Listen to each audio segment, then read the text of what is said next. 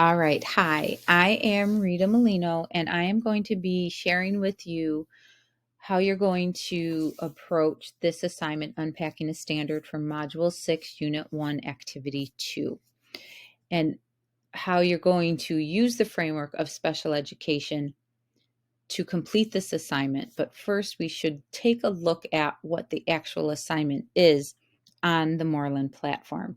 I've made some adjustments to the activity description to make it more meaningful to you as special educators. And I've also went into explaining what Council for Exceptional Children standards this assignment will be meeting or covering. And we'll get into that a little bit later. But what do we mean by unpacking a standard? Let's take a look.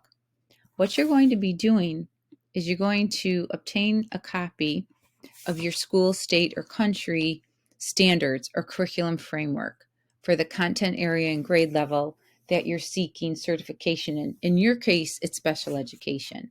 So if you're working in an inclusive setting, even a self-contained setting, there's core curriculum or general curriculum that your state follows or your school district follows. If you don't know where to go, you could start with the Common Core Learning Standards, okay? And then how we tweak this is you're taking a learning standard from a curriculum framework, but you're going to be unpacking the standard and filling out the Unpacking a Standard template of how you're going to support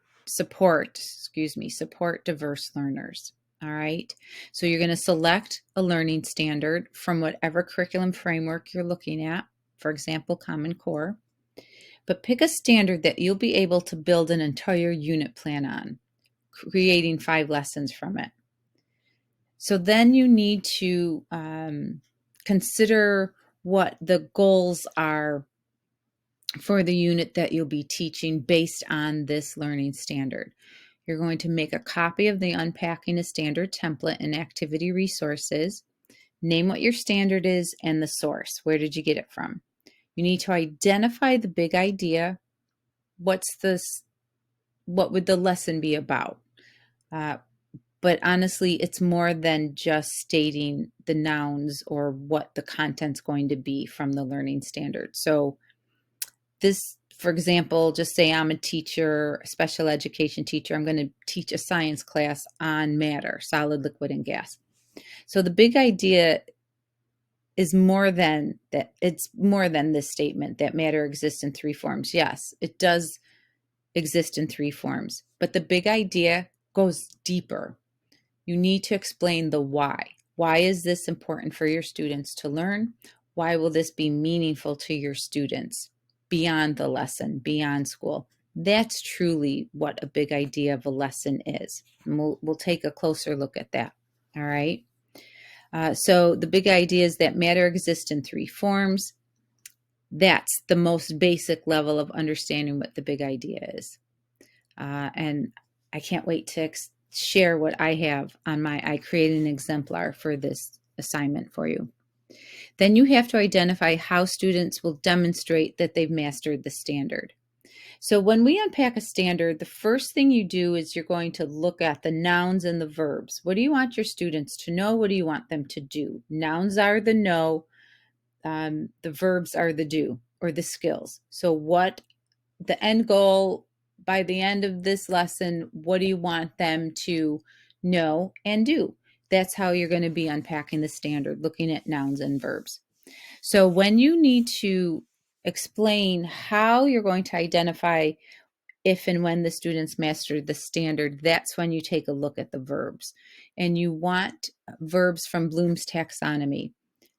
Bloom's Taxonomy is a hierarchy of learning, and the most basic form of learning is remembering things, memorization. And the hierarchy of learning goes all the way up to critical thinking, analysis, and creating something. All right. So for example, do you want them to identify something, define something, compare and contrast? Is there an analysis going on? Do you want them to construct or build or create something? Are they going to be drawing something? So it's an action verb from Bloom's Taxonomy. Then you need to look at what 21st century skills will be taught in this lesson: communication, collaboration, critical thinking, creativity. What 21st century skills are going to be covered in the lesson? You need to come up with one in-person activity and one online activity. Now, when you look at the rubrics, the outstanding criteria says more than one activity. So always check your rubrics for this. So all you're going to be doing is submitting the link to your completed Unpacking a Standard. However, you're going to do more than what the original template looks like. So this is the Unpacking a Standard template. What you see in purple is what I've added. So other teacher candidates, whatever their specialty is, they'll have their own set of edits and amendments to their template. So I've added one even before identifying the standard. You need to identify diverse learners and their various abilities and needs. This will help you unpack the standard and plan for a supportive and inclusive learning environment and experience for all your learners, including students with exceptional needs. So identify your kiddos, the diverse learners, what are their strengths, what are the challenges, then identify your standard. Where did you get it from? In our case, I want you to provide a brief note explaining why you chose the particular standard. All right. So then the big idea, and this is where I added the notes of clarify what the big idea is, link the big ideas to the why, articulate the why behind it. Then how will students demonstrate they've mastered the standard? But we have to take into consideration any accommodations, modifications, and differentiation for our diverse learners to be able to show us what they've learned, but to meet their learning needs and their abilities and their learning preferences. So you'll be differentiating those assessments. 21st century skills. Again, if you have communication and collaboration as one of the 21st century skills, how are your diverse learners going to communicate and collaborate? Is there going to be assistive technology involved? Alternative forms of communication, things like that. Then this is where you're going to list your activity, at least one in-person learning activity. Design an in-person learning activity that aligns with the lesson standard, but make sure you're considering your diverse learners, their learning needs. And how will you be ensuring accessibility and engagement for the students with diverse learning needs and abilities? Then an online learning activity. Make sure you're creating one that's, yes, engaging and interactive, but how are you creating accessibility to the online activity to all your learners, including students with exceptional needs? Is it adaptable, and are you flexible? You have to think of pacing and the different level of processing time for your learners. How are you considering different pacing and processing time? Is your online activity adaptable? Are you using multimedia elements, interactive components? So these are the additional questions that you need to be answering. And then you have to come up with at least 5 assessments that you'll use to assess the progression of mastery of the standard. So I'm going to show you, and then you have to make sure you're talking about how are you supporting your diverse learners. You have to create 5 inclusive assessments, and we're going to talk about what inclusive assessments are. So let's take a look at my exemplar here for you. All right. So for example, I have one student with ADHD, one student who has dyslexia, one student who has an intellectual disability. And I wrote, I teach in an inclusive teaching setting, and these are my diverse learners. And if you note, I put abilities as well and preferences. So my individual with ADHD, she's creative and is great at being resourceful and solving problems. She tends to be in constant motion even when she's seated, and she prefers hands-on activities. And then I did some descriptions, needs and preferences and strengths, abilities for my individual with dyslexia and an intellectual disability. So here is my standard. It's a physical science standard for, I think this was third grade, Common Core, New York State. And I explain why I chose it. So if you look here, I'm explaining why I chose this standard. This really helps you come up with your activities, your assessments, how you're going to know that they mastered the learning standard. So take a look at this at your leisure. I won't read every single one, but an excerpt here is selecting the standard not only aligns with grade level and subject area requirements, but also holds the potential for creating an inclusive and engaging learning environment.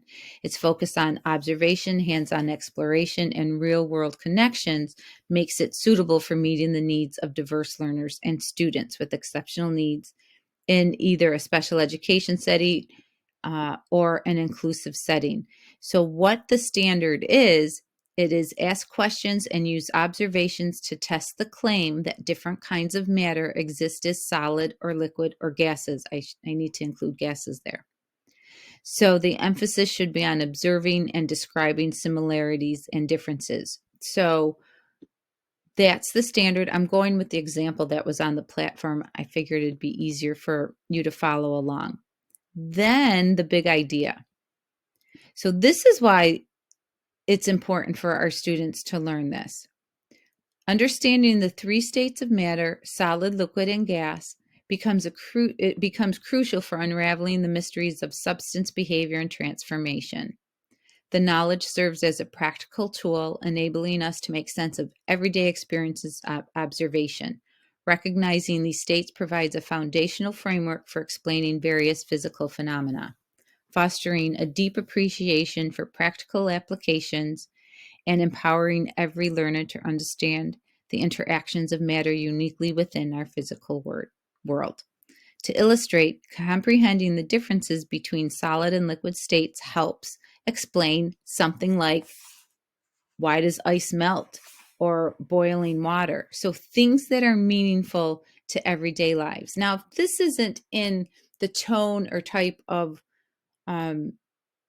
framing your sentences, if this isn't authentic to how you write or speak, you write in the tone that you normally write in and speak in.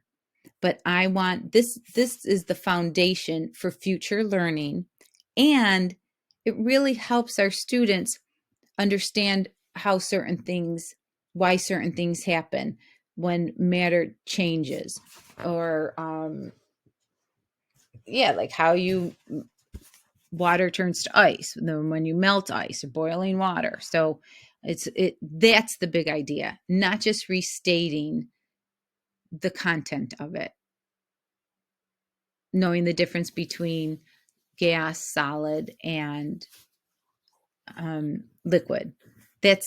You got to go deeper than that, okay? Then, how will your students demonstrate they've mastered the standard? This is where those verbs come in. Students will demonstrate mastery through the process of explanation and comparison. They're going to describe, compare, categorize. They're going to articulate the distinctions between solids, gases, and liquids based on their physical properties. Okay, and then you have to talk about accommodations, modifications, and any differentiation strategies that you have. So I have here for the student with ADHD, frequent breaks. I have information for the student dyslexia, and then also the student with intellectual disability. One of his strengths is he loves interacting with peers and adults. He has great social skills. So I'm incorporating that in there. All right, so you're going to take a look at that. What 21st century skills? Great, identify them. But the added step for you is whatever those 21st century skills are that you're identifying, here it's communication, collaboration, and critical thinking. How are you going to ensure that your diverse learners are able to communicate and collaborate? What are you going to do? Are you incorporating assistive technology? Are you doing partner work, peer support, interactive tasks? What are you doing? Okay. And I put everything here. So take a look at that. So in order to get outstanding, you need to consider your diverse learners and how are you going to adapt, modify, accommodate, or differentiate for your students to be able to learn those 21st century skills and practice them. Okay. Then what's the one in-person learning activity? I did 2 because I want to get an outstanding. So hands-on sorting activity using real objects, manipulatives. I included links to worksheets that I have at various levels. And then talk about the accommodations, modifications, and differentiation for the in-person activity. I'm going to have some sensory stations. Assistive technology will be there to help my student with intellectual disabilities for him to communicate. And I'm going to use flexible grouping. So you always have to think about and write in what your accommodations, modifications, and differentiation strategies are. And then my online learning activity, I want it to be interactive. I'm going to use Nearpod, a multimedia module. This allows for personalized pacing. We have to be mindful of the different processing time needs. So we can also use the worksheets from the in-person because those worksheets are adaptable to be digital or hard copies. So if we use education.com, we could use those worksheets digitally. And then we have to make sure whatever assistive technology that some of our students might be using is accessible through the system that we're using for the online learning. For Nearpod, will they be able to access it and participate? I think I also said I'm going to have a transcript ready for the Nearpod so students have that visual of the transcript of what to do. Then inclusive assessments. I have 6. I have 5 formative and 1 summative. And again, for each one, I mentioned the accommodations, modifications, differentiation. So you'll be able to take a look at this. And there's various formats of assessments, and they're flexible to meet students' needs. All right. So now let's take a look at the actual Council for Exceptional Children standards and how you'll be covering them. All right. So let's take a look. So overall, you'll be covering standard 2, understanding and addressing each individual developmental and learning needs. Standard 3, demonstrating subject matter, content, and specialized curricular knowledge. And standard 5, several components of standard 5, supporting learning using effective instruction. So this is how you're actually meeting CEC standard 2.1. The assignment requires you to apply your understanding of human growth and development to create developmentally appropriate and meaningful learning experiences for students with exceptionalities. This is evident in the task where you're asked to select a standard and identify the knowledge and skills that individuals must demonstrate to meet the standards, with a specific emphasis on the needs of diverse learners and students with exceptional needs. So that's how you're actually covering CEC Standard 2.1. You're also covering CEC Standard 2.2 because you're expected to use your knowledge and understanding of diverse factors that influence development and learning to plan and implement learning experiences. This assignment aligns with this component because it emphasizes the importance of identifying what students need to know and how they will demonstrate their understanding, considering the unique requirements of the kiddos with exceptionalities.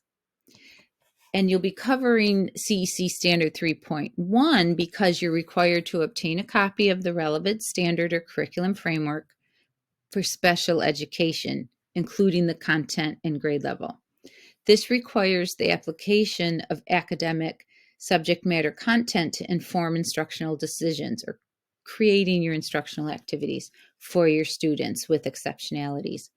In other words, you know what the core curriculum is or the general curriculum, and you know how to augment it to meet your students' needs and how you create accessible activities and inclusive assessments. That's how you'll be covering component 3.1. And there's several in standard 5 supporting learning using an effective instruction. So how you're covering 5.1 is because you're to use assessment data to inform your decisions about effective instruction. You're required to identify what students know and are able to do using findings from multiple assessments. This is all about those inclusive assessments to give you a true picture of what they know, what they're able to do, and what they've learned. 5.2, you're covering this one because you're expected to use effective strategies to promote active student engagement and motivation. This assignment aligns with this component by requiring the description of those 21st century skills and activities that promote active engagement and motivation, ensuring inclusivity for all students. So you are including inclusive learning environment and activity that promote 21st century skills that your students with exceptional needs are able to participate fully. And then you're covering CEC Standard 5.3 because you're asked to use explicit, systematic instruction to teach content, strategies, and skills, making clear what learners need to do or think about while learning. That's that section on how you're going to know if they've mastered the learning standard or not. And so for components 5.4 and 5.6, you're covering these CEC standards because you're encouraged to use flexible grouping and plan for specialized, individualized instruction.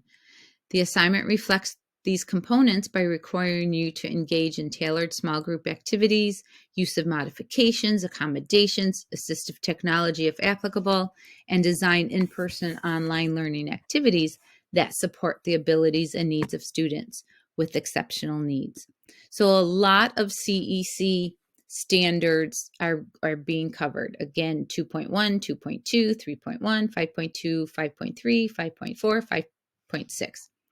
And here is the activity description in detail for you that you could take a look at. These slides are going to be available to you.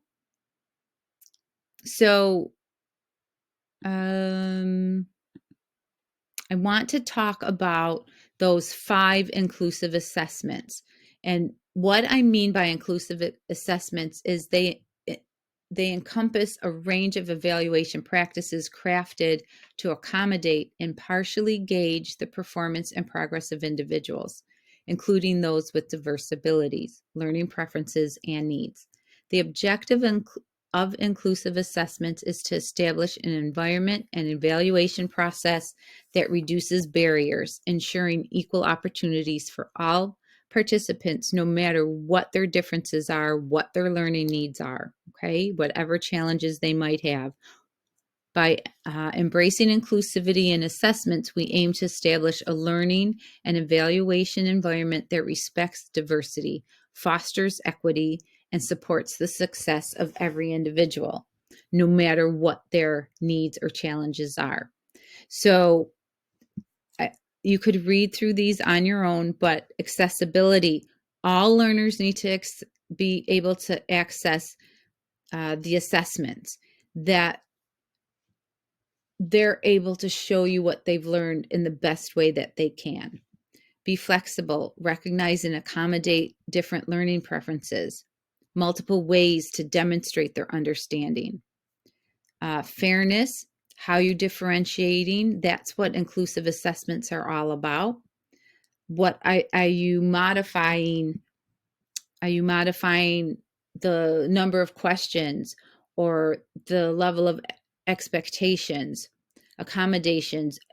Maybe a student needs extended time. Another modification would be, say you're doing an entry or an exit ticket, maybe instead of 3 questions, there's 2, and the language is simplified. So you're assessing for the same content, but you're modifying how you're asking for it. Make sure that all your assessments are inclusive. And then make sure that you submit your completed Unpack a Standard template. But I want you to keep this in the back of your mind. You need to consider how you can create 5 lessons specifically designed to support diverse learners and students with exceptional needs in mastering the standard. Because in 2 weeks, you're going to be required to create a comprehensive and inclusive 5-lesson unit plan. So the theme here is inclusivity, equity, accommodations, modifications, differentiation. How are you going to make the content and the assessments accessible and inclusive to your students? All right, I hope this helped.